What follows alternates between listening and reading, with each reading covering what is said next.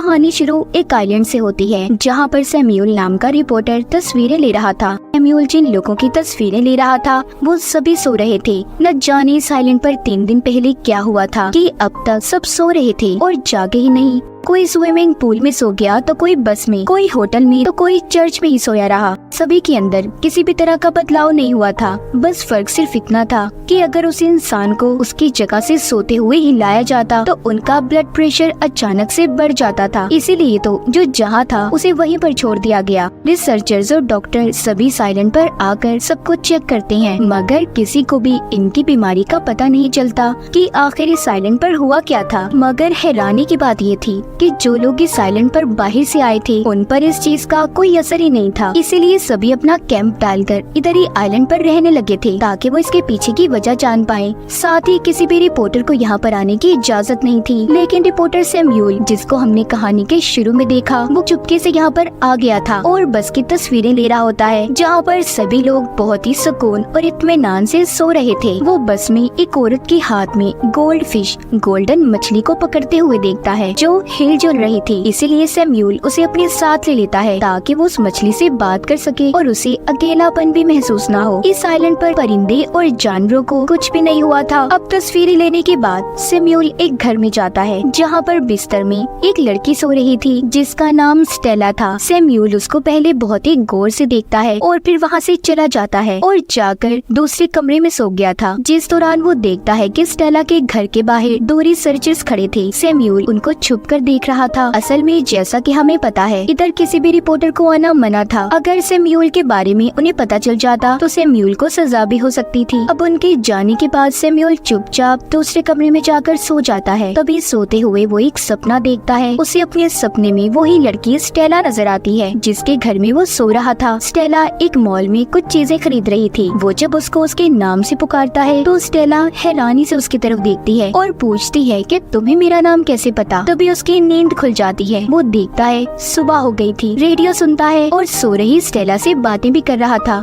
अब सैम्यूल फिर से तस्वीरें लेने के लिए निकल जाता है। एक चर्च में जाता है जहाँ पर कई सारे लोग मौजूद थे। वो उनकी तस्वीरें लेता है और फिर कुछ देर आराम करने के लिए उन्हीं के बीच में बैठ जाता है जिधर उसकी आंख लग गई थी। वो सपने में फिर से स्टेला को देखता है। इस बार वो दोनों आमने सामने बैठे थे। स्टेला सैम्यूल से पूछती है कि क्या इधर तुम पैसे कमाने के लिए आए हो। सैम्यूल कहता है नहीं, मैं इधर बस कुछ तजुर्बा हासिल करना चाहता हूँ जिसके बाद मुझे आने वाले कल में शोहरत मिल सकती है। तभी फिर से की आंख खुल जाती है और वो चुपचाप वापस स्टेला के घर आ गया था जहाँ पर वो स्टेला की चीजों को देखने लगता है। तभी उसे एक डायरी मिलती है जिसको स्टेला हर रोज लिखा करती थी। सैम्यूल उसकी डायरी को पढ़ने लगता है। अब वो जैसे जैसे डायरी को पढ़ता जा रहा था उसे लगता है कि जैसे वो पता नहीं स्टेला को कितने अरसे से जानता हो। अब इसी तरह हर रोज स्टेला सैम्यूल से आकर बातें किया करती। सैम्यूल उससे पूछता है कि लंबी नींद में तुम क्या महसूस कर रही हो। वो कहती है कभी कभी बहुत सुकून मिलता है मगर कभी तो ऐसा लगता है कि जैसे मैं बहुत ही गहराई में गिरती जा रही हूँ। वो बताती है कि मैं सबसे आखिर में सोई थी। जब मैं रात में घर आ गई मैंने सबसे पहले अपने पियानो टीचर को सोते हुए देखा था जो अचानक से पूरी क्लास के सामने सो गई और उसके बाद से इस बीमारी ने यहाँ पर कर्ज श्राप ने हर इंसान को अपने काबू में ले लिया।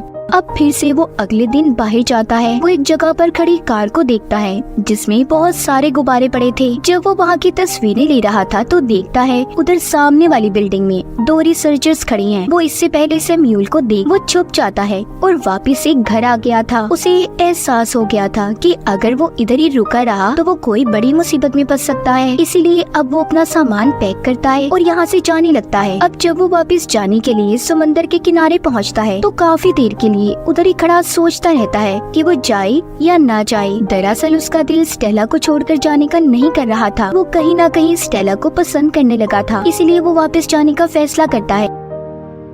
अब जब भी वो सोता स्टेला उससे बात करने उसके सपने में आया करती थी। एक दिन स्टेला उससे सपने में पूछती है कि तुम मुझे असल वजह बताओ, तुम यहाँ पर करने क्या आए हो। सैम्यूल बताता है कि 1 साल पहले मैं इस आइलैंड पर छुट्टियाँ गुजारने आया था। मैंने तुम्हें एक ग्रोसरी स्टोर पर देखा, फिर तुम एक होटल में गई। मैं तुम्हारे पीछे आ गया मगर मेरी हिम्मत ही नहीं हुई कि मैं तुमसे कुछ कह पाऊँ। तुम मुझे पहली नजर में ही पसंद आ गई थी जिसके बाद फिर हम मिले ही नहीं। इसलिए मैं वापस तुम्हारे पास आया हूँ ताकि तुम्हें अच्छे से जान पाऊँ। इतना कहकर सैमुअल दोबारा से असली दुनिया में जाग जाता है और मार्केट से इस्तेमाल का कुछ सामान लेने जाता है, जहाँ पर 2 रिसर्चर्स भी आ गई थी, जिसमें से एक सैमुअल को देख लेती है। तभी सैमुअल वहाँ पर सोने का नाटक करता है, जैसा कि इस आइलैंड पर सभी सो रहे थे। वो रिसर्चर डॉक्टर पहले तो उसे चेक करती है और फिर वहाँ से जो सामान भी उन्हें मिला था लेकर चली जाती है। उनके जाते ही सैमुअल उस जगह पर बहुत मौज मस्ती करता है और फिर कैशियर के पास पैसे रखकर चला जाता है। वो दोबारा से स्टेला के घर आ गया था। इस बार उसे स्टेला के घर से कुछ और सामान मिलता है, जिसमें एक टेप रिकॉर्डर था। उसमें स्टेला ने अपनी सभी पसंद और नापसंद चीजों के बारे में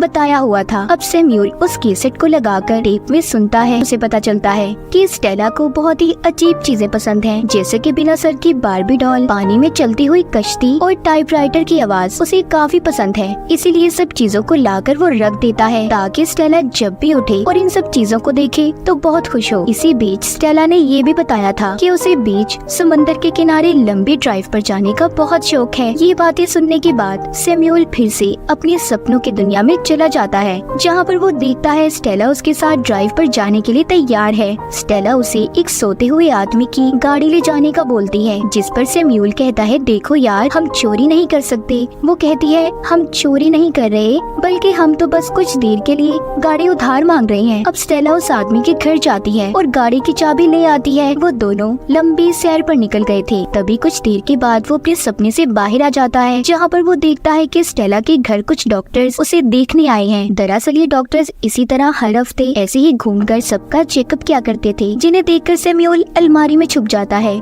डॉक्टर भी स्टेला को चेक करने के बाद यहाँ से चले गए थे। अब डॉक्टर्स के जाने के बाद वो अलमारी से बाहर आता है और स्टेला के हाथ पकड़कर नीचे फर्श पर ही लेट जाता है। फिर अगले दिन सैमुअल दोबारा से टेप रिकॉर्डिंग को सुनने लगता है। अब वो स्टेला की नापसंद चीजों के बारे में जानता है। इसमें स्टेला ने खास तौर पर अपने अकेलेपन को लेकर बात की हुई थी। उसने कहा था कि भले मैं अकेली रहती हूँ, मगर ये अकेलापन मुझे बिल्कुल पसंद नहीं। जिसके बाद सैमुअल फिर से सो गया था। अब फिर से वो स्टेला से अपने सपने में बात करता है। वो उसे कहता है, मैं जानता हूँ तुम्हें अकेला रहना बिल्कुल भी पसंद नहीं। हर किसी का जिंदगी में कोई ना कोई पार्टनर जरूर होता है। क्या पता आगे आने वाली जिंदगी में हम एक दूसरे के साथ मिलकर रह सके। उसकी इस बात पर स्टेला बोलती है कि मुझे तो ऐसा कुछ भी नहीं लगता। ये सारी बातें सुनकर सैमुअल को एहसास हो गया था कि वो शायद फजूल में ही अपना वक्त बर्बाद कर रहा है और यहाँ पर रुका हुआ है। वो एक बार फिर यहाँ से जाने का फैसला करता है, मगर इस बार भी वो नहीं जा पाता और वापस घर आकर स्टेला के मनपसंद चीजें बनाकर खाने लगा था।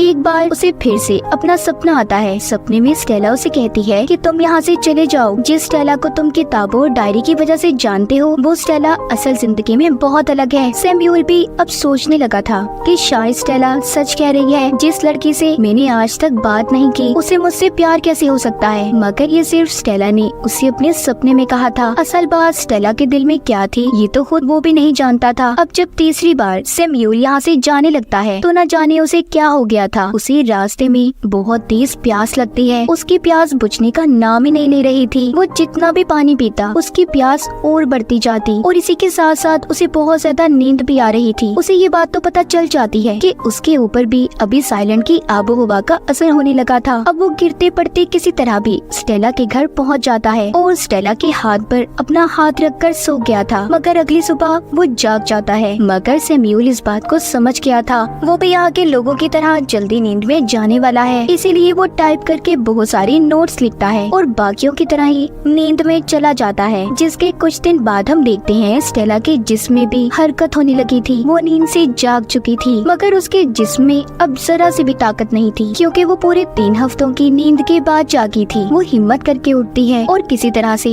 नल तक पहुंचकर पानी पीने जाती है। तभी उसकी नजर एक दूसरे टूथब्रश पर पड़ती है। उसे लगता है कि शायद उसके अलावा कोई और भी उसके घर में रह रहा है। इस बात पर उसे बहुत ज्यादा गुस्सा आ रहा था, क्योंकि उसे पता चल चुका था। सैमुअल ने उसकी डायरी को पढ़ा और उसकी रिकॉर्डेड बातों को भी सुना है। वो अब उसे मारकर जगाने की कोशिश करती है, मगर कोई फायदा नहीं था। सैमुअल तो उसी की तरह लंबी नींद में जा चुका था। अब इसी बीच उसे सैमुअल के लिखे हुए नोट्स मिलते हैं, जिसमें उसने सॉरी लिखा हुआ था, ताकि स्टेला जब ये सब पढ़े तो वो उसे माफ कर दे कि उसने उसकी डायरी और रिकॉर्डेड बातों को सुना। साथ ही उसने ये भी लिखा था कि स्टेला, तुम्हारा अकेलापन तभी दूर हो सकता कहता है, जब तुम लोगों को खुद तक पहुंचने दोगी। सारी बातें पढ़कर स्टेला को समझ आ गई थी कि सैम्यूल एक अजनबी होने के बावजूद उसे इतनी अच्छी तरह से समझ पाया। अब वो उसका बिल्कुल उसी तरह ख्याल रखती है जैसा कि सैम्यूल ने उसका रखा था। अब जैसे सैम्यूल स्टेला के सपने में आकर उसे बातें करता था, इसी तरह अब स्टेला भी सैम्यूल से बातें करती है। वो उसकी पसंद नापसंद के बारे में जानती है। इस तरह कुछ दिन गुजर गए थे। एक दिन स्टेला जब सुबह को उठती है तो उधर सैम्यूल नहीं था जहाँ पर वो सोया हुआ था। स्टेला